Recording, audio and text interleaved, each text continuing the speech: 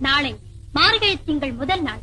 வரும் 30 நாட்களுக்கும் அதிகாலையில் நீராடி விரதத்துடன் பாவை நோன்பை கடைபிடித்தால் நிச்சயமாக பலன் கிடைத்தே தீரும்.